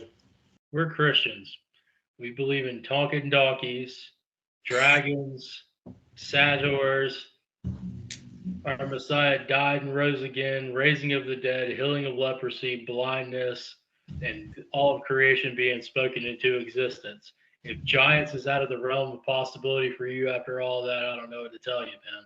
If it's Right. just too wacky to think of something that was really big, I don't know. Talking donkey is going to be rough for you. And I don't know how you're going to deal with resurrection. It's a So, solid point. Virgin birth and all that. it's all the absurdity of belief. Um, if you draw the line on things that's out of the physical possibility as something you just can't believe, then good luck believing the Bible. Any Mm-hmm. of it. Any of it. I'm just being honest, man. Um, they're giants. Yeah, there's lots of them in different kinds, and we've only touched on what was it, 5 of the tribes. I have down here like 12. Oh wow. I have quite a few of them, but I just didn't want to. We've already been going for what is it? Probably around like 2 hours or so. Yeah. So I didn't want to go too far into it because we've already gone that far, but we've gone through a few of the tribes. Let's just kind of do a recap. We did, Enoch, talked about Genesis 6, gone through Enoch, showed what happened to the Watchers, showed what happened to Azazel, showed the relation between Azazel and the desert and how it's related in the Bible as well. And Azazel is there in the Bible. In your King James, it'll say scapegoat, but that is Azazel, and it's described as the same way as Azazel is in Enoch, and where he's put in Enoch, he's put in the desert. Where does it say in the Bible? It's an evil spirit that haunts the desert. So he's the scapegoat. In Enoch, it says, ascribe all that sin to Azazel. he's not the only one that was doing the sin, but he was the scapegoat for it. He took the brunt of it because he's the one that really brought violence, like teaching men to make swords and breastplates and shields and all kinds of armor and weapons of war. So he got ascribed a lot of that, all of the sins would have said. And the same way for the sin offering, they sent the goat out with all their sins on it with the scarlet around his neck to Azazel. They were ascribing all sin to Azazel then too. Mm-hmm. Okay. So we covered that. We covered how the teachings of the Watchers, what they were, a little bit of what they were, and then how that with Canaan in Jubilees 8, how that, what he's transcribed that down and it says he sinned into it. So I'm assuming he put that into practice. I mean, I'm not assuming. I know he did because he sinned because of it. That's what it says. And I'm sure he passed that knowledge down. I think that's where a lot of your mystery school teachings come from. It's right there from that action. So we showed that, and we showed how he was related to our fox head. He's the son of our fox head, just like it says in Luke. And so Luke is, there's nowhere in the other place in the canon that says that. He's pulling that straight from Jubilees. So we've shown a confirming witness in the canon for that. Now, after that, we talked about, a little bit about the tribes, and we talked about how Mastema, who was the chief over the spirits, the disembodied spirits of the giants, which became demons, he was the chief over them, and he is under Satan. So we developed a little bit of hierarchy there. You have Mastema that's the chief over those demonic spirits, and you have Satan that's over him. He's the one that has the dominion over that dark realm that's here. And then we got into a little bit into the Nephilim tribes and the different things, and we were only in the canon there. And the Philistines, we didn't show this, but the Philistines there at the end kind of got sidetracked a little bit. But that's Goliath. Goliath and his brothers, there was 4 of them. And we showed 3 names of the sons of Enoch. I didn't even think we were going to find, but that's cool. I totally passed by that. I did not. That comma there, I didn't realize that related to that until we just read it again in this context. So that's 3 of them right there named, the sons of Enoch. I think we did a pretty good job, man, going over and just kind of wrapping up. We between the cryptid Christian conspiracy, the Nephilim Christian conspiracy, Genesis 6 part 1, kind of laying out just the validity of Enoch, and so so maybe people out there is a little hesitant could digest some of this extra information and have a little more value to you. So over the past couple of weeks, we have determined that the sons of God were angels. They did descend and sleep with women and create the Nephilim. So there was giants in the earth in those days, just like Genesis 6:4 says. And now we've shown after that, we've given a good biblical thesis on how that happened with the dead things under the water, and that before the flood, anything that could breathe underwater could survive. I think that pretty much wraps it up for our Nephilim section. I'm sure we'll go back to it. If we find cool things, we'll go back and show it. But between these 3 or 4 episodes, I think that we've given a good basis for Nephilim and where demon spirits come from, what happened to these watcher angels. We didn't go over where they put some jaws. It says they locked them basically where they were putting those demon spirits, the 90% with Massima. That's where the rest of the watchers went. I'll just save us the time on that one or happen to go back on it. But yeah, so they're bound and in prison in the same place that those demonic spirits are. Do you have anything that you want to add to it, man? I think we pretty much covered it pretty well. I know coming up, we probably will do an individual breakdown of Nephilim tribes and different kinds of hybrids and stuff like that. We may do that in the future to where we just do like a real deep dive. We'll just focus in on one of them. Maybe we'll focus in on the island of Crete and the history of Crete and where the Philistines play into that, and how did the Phoenicians play in, and just kind of go into that a little bit. Yeah. So what do you think, Bronson? You got anything else you want to add to this? Man, not much to it, man. A lot of the stuff that we've talked about tonight is so important. It really lays the foundation for so much. Not even just in the Old Testament. I mean, we can harp on that forever with Joshua and the Exodus and all the wars that take place between the giants. But even when you get into the New Testament, when you get into the Gospels, when Jesus is casting out these spirits, we talked about tonight where these spirits are coming from. We see in the Gospels that one of them cuts himself and he gets chained up and bound with fetters and he just enjoys cutting himself. And we kind of see a little bit of what happens here where they're thirsty, but they can't drink. They're hungry, but they can't eat. They're horny, but they can't, finish that. They want to live, but they can't. And so it makes me wonder if they're cutting themselves just to feel alive, to feel some type of pain, to feel something. And like I said, man, what we did tonight sets the groundwork for so much, even in today in our own modern life. The demons are still here.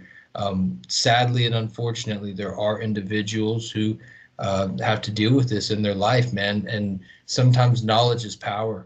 And I'm sorry, burning sage ain't gonna do it. Little seance ain't gonna do it. Playing with the Ouija board, that's taking you the opposite direction. Seance too, yeah. Yeah, Yeah. You it's don't not. want to you don't want to play with these things. No No. circle of salt or pentagram is going to help you.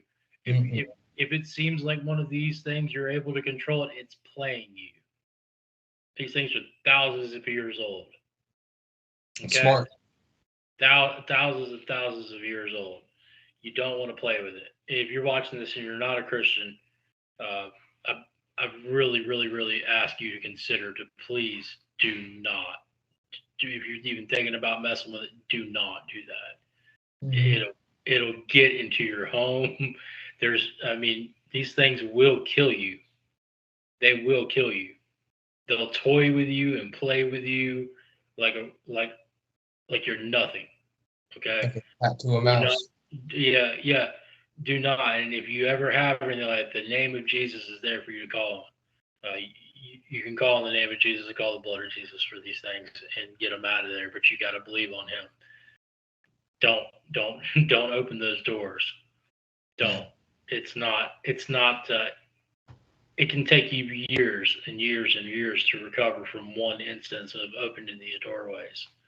Um, and if you're lucky, um, you can see The Exorcist, The Exorcism of Emily Rose, and all this type of stuff, and like, dude, you might think that you're talking to the ascended masters or something like that.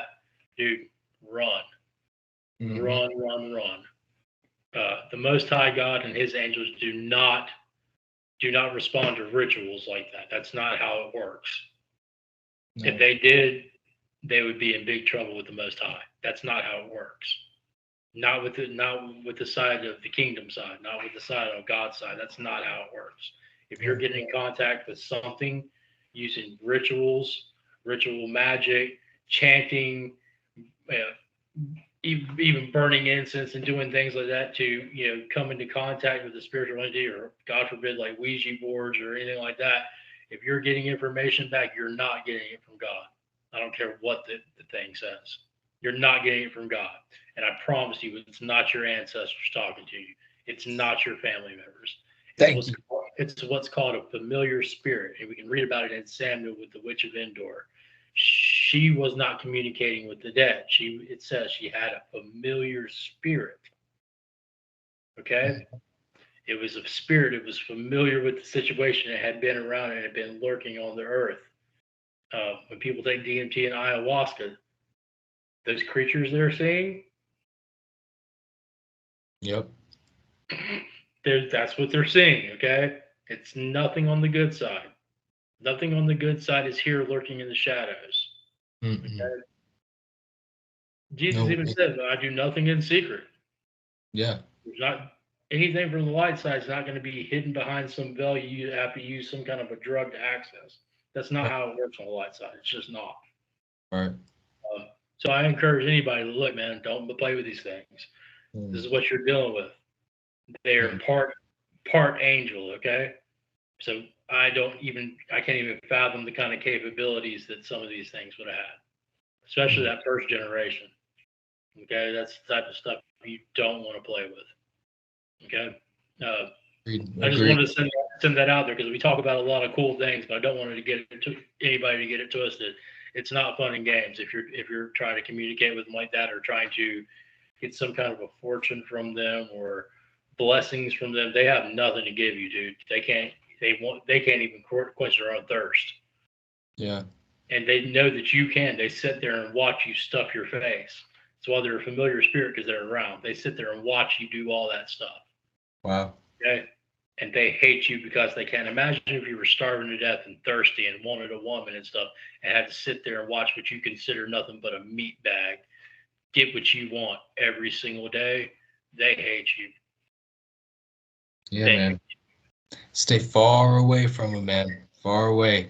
We're going to be taking a look next week into our Christian conspiracy video on what some people are using to tap into conversation with these guys. We're going to be running some experiments ourselves. Nothing on the spiritual side too much, but keep an eye out for next week's Christian conspiracy video because it is going to be a really fun one. Austin and I have made a few purchases. We'll, just leave that teaser right there. And it's going to be a lot of fun, man. We've put about 2 weeks worth of research into this one coming up. So, guys, thank you so much for taking the time to go through Genesis 6 with Austin and I. We appreciate every bit of support and reaction and comment that we can. And all the emails that we get too, guys. It's really been a major blessing to he and I to see that people are actually listening and are supporting and are appreciative of what we're doing here. It does take a lot of time out of our week, but we enjoy it very, very much. So please hit that like and subscribe button. Follow for more, man. We're on TikTok. We're on X. And Austin, man, you did a fantastic job tonight, bro. Thank you, brother. I appreciate it, man. Thank you very much. Well, guys, thank you so much for hanging out with us. We'll see you next time on Ancient Echoes.